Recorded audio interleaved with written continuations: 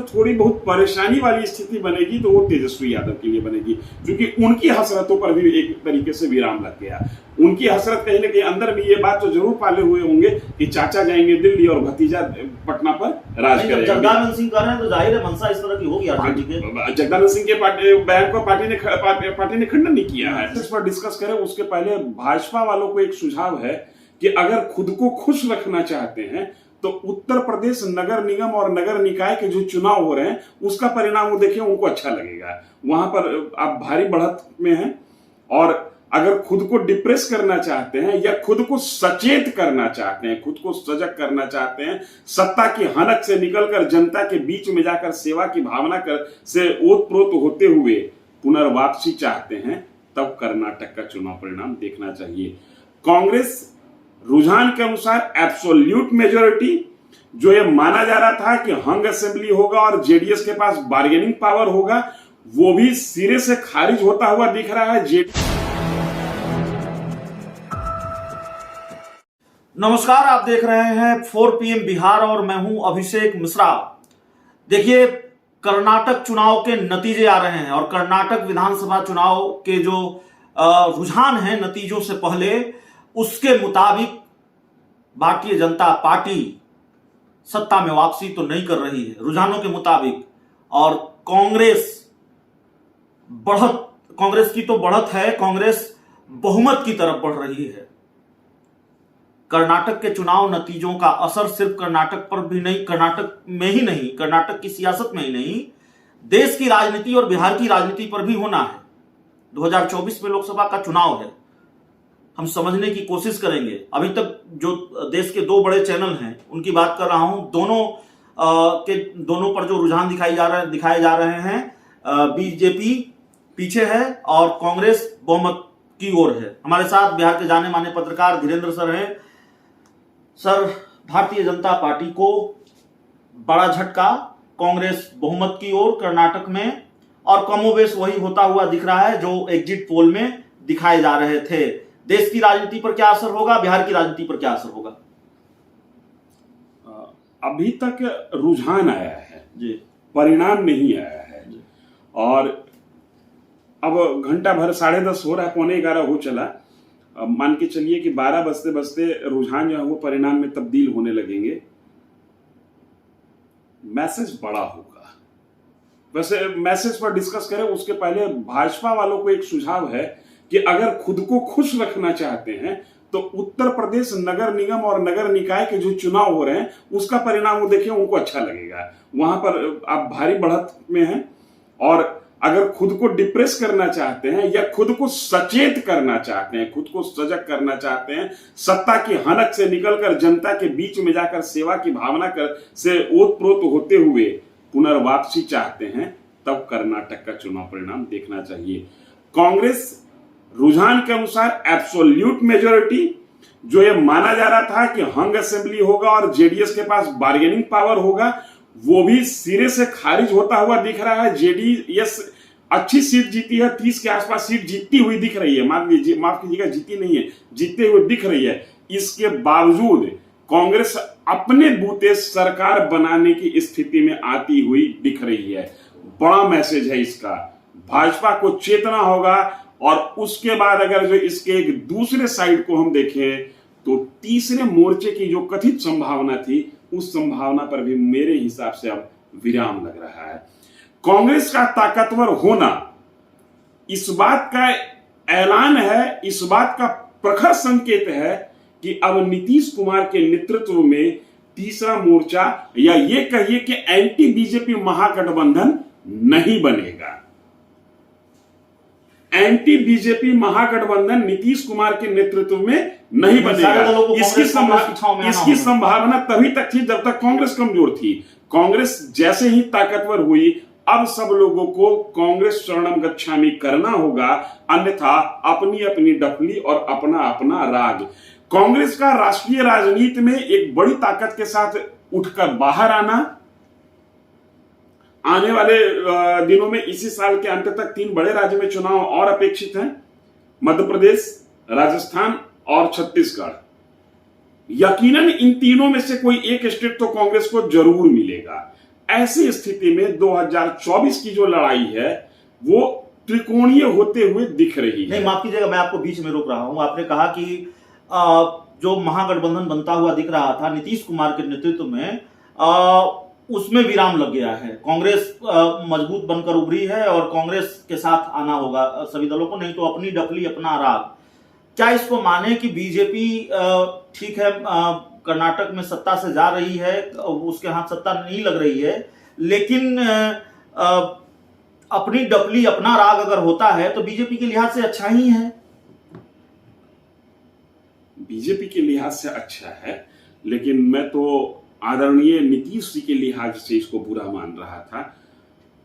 कांग्रेस के लिहाज से भी अच्छा है और देश के लिहाज से भी अच्छा है। कुकुरमुत्ते की तरह फैली हुई इन पार्टियों के हाथ में देश जाए, उससे बेहतर है कि संगठित एक बड़ी पार्टी के हाथ में देश हो। आप इसको इस तरीके से भी ले सकते हैं कि बीजेपी को नकारने की क्रिया शुरू हो गई, इसलिए बीजेपी के लिए अच्छा है। ये पूरी तरीके से स्वीकार कर लेना जल्दबाजी होगी। हो सकता है कि यहां से बीजेपी के लिए बुरा होने की शुरुआत हो गई हो। इसकी कौन गारंटी लेता है कि 2024 आते आते कर्नाटक का जो मिजाज है वो पूरे देश का मिजाज ना हो जाए। किसी खेल की गुंजाइश भी देख रहे हैं? अगर ठीक है कांग्रेस अगर पूर्ण बहुमत में आती दिख रही है, लेकिन कुछ इधर उधर हुआ तो कोई खेल की गुंजाइश भी है कर्नाटक में, जिसमें बीजेपी को महारत हासिल है। इस तरीके की खेल की संभावना से इनकार कभी नहीं की जा सकती है। इसके पहले भी कांग्रेस कर्नाटक में आई थी। मतलब उसका नहीं है, मतलब यह है कि आप पोस्ट इलेक्शन जो खेल खेलने जनता ने आपको नकार दिया। अलार्म है बीजेपी के लिए 2024 को लेकर, अलार्म है बीजेपी के लिए और बीजेपी की सरकार के लिए अपनी पॉलिसीज को लेकर, अलार्म है बीजेपी के संगठन के लिए अपने कार्यकर्ताओं की उपेक्षा और सपेक्षा को लेकर, अलार्म है नरेंद्र मोदी के करिश्माई नेतृत्व को लेकर। एक सवाल यह भी है कि बिहार की राजनीति पर इसका क्या असर होगा? बिहार की राजनीति पर अभी प्रत्यक्ष कर्नाटक के चुनाव का कोई असर होता हुआ नहीं दिख रहा है। यहां पर कांग्रेस बैसाखी पर थी, बैसाखी पर है, आगे बैसाखी पर रहे कि नहीं रहेगी कहना मुश्किल है, चूंकि भविष्यवक्ता मैं हूं नहीं। इसके लिए आदरणीय धीरेन्द्र शास्त्री जी यहाँ आ चुके हैं, उनसे आप राय ले सकते हैं, वो भविष्यवक्ता हैं। लेकिन वर्तमान में बिहार में जो सरकार चल रही है वो अपनी स्थिति से चलते रहेगी।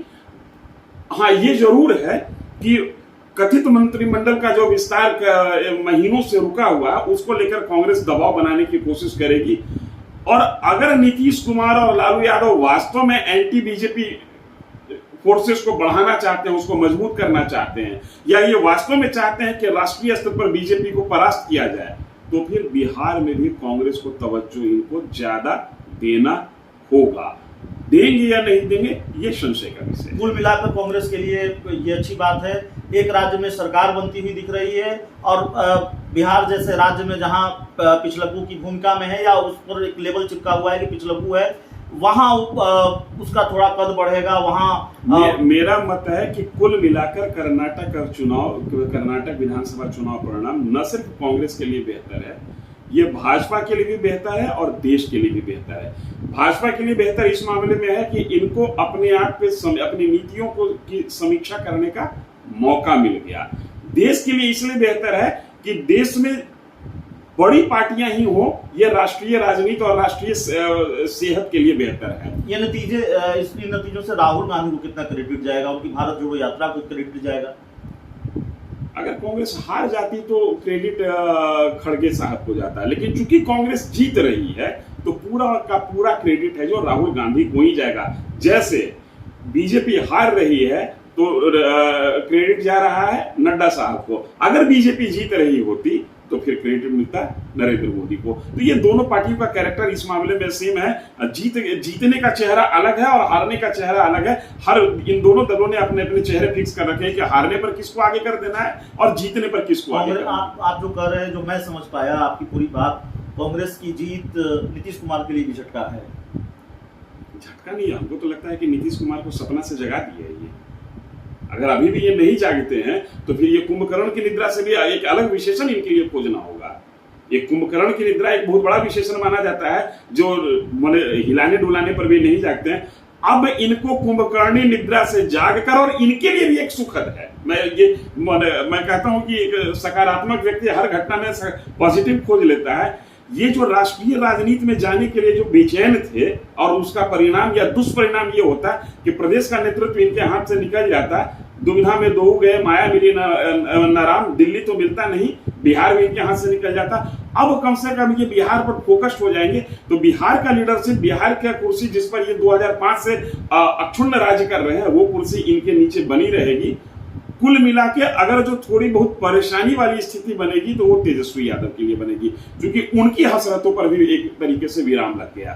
उनकी हसरत कहीं ना कहीं अंदर भी ये बात तो जरूर पाले हुए होंगे कि चाचा जाएंगे दिल्ली और भतीजा पटना पर राज करेगा। जगदानंद सिंह कर रहे हैं तो जाहिर है मंशा इस तरह की होगी आरजेडी के। जगदानंद सिंह के बयान को पार्टी ने खंडन नहीं किया है। तो कुल मिला के मुझे लगता है कि अगर सकारात्मक देखने की कोशिश करें तो नीतीश कुमार के लिए भी तमाम नकारात्मक मैसेज होने के बावजूद एक सकारात्मक मैसेज है कि आप बिहार पर ही फोकस रहिए, दिल्ली मिलेगी नहीं, बिहार आपके हाथ से निकल जाएगी।